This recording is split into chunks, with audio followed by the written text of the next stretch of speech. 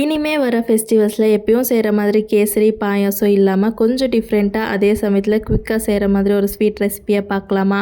ஒரு வானலியில் 1 கப் அவல் போட்டு நல்லா கிறிஸ்பி ஆகிற வரைக்கும் ஃப்ரை பண்ணிக்கோங்க. அதிலே ஃப்ளேவருக்காக 4 ஏலக்காவும் போட்டு ஃப்ரை பண்ண பிறகு மிக்சர் ஜாருக்கு ட்ரான்ஸ்ஃபர் பண்ணி இதை பவுடராக கிரைண்ட் பண்ணி வச்சுக்கோங்க. இன்னொரு பவுலில் 1 கப் அளவுக்கு வெல்லம், 1 கப் அளவுக்கு தண்ணி ஆட் பண்ணி நீட்டாக அதை மெல்ட் பண்ண பிறகு ஃபில்டர் பண்ணி வச்சுக்கோங்க. இப்போ ஒரு வானலியில் நம்ம பவுடர் பண்ணி வச்சுருக்க அவல், வெல்லப்பாகு, அது கூட எக்ஸ்ட்ராவாக இன்னொரு 2 கப் அளவுக்கு தண்ணி ஆட் பண்ணிவிட்டு 1 ஸ்பூன் கீ ஆட் பண்ணி நல்லா சிம்லேயே வச்சு கை விடாமல் கிண்டிகிட்டே வந்திங்கன்னா நல்லா திக்காகி வரும். இப்போது நமக்கு தேவையான ட்ரை ஃப்ரூட்ஸை குட்டி குட்டியாக கட் பண்ணி போட்டுட்டு க்ரீஸ் பண்ணி வச்சுருக்க பிளேட்டில் ட்ரான்ஸ்ஃபர் பண்ணிவிட்டு நல்லா ஒரு 1/2 அன் ஹவருக்கு செட் ஆன பிறகு நீங்கள் கட் பண்ணி எடுத்திங்கன்னா டேஸ்டியான அவல் பர்ஃபி ரெடி ஆகிடும். வாயில் வச்சு அப்படியே கரைஞ்சு போயிடுங்க.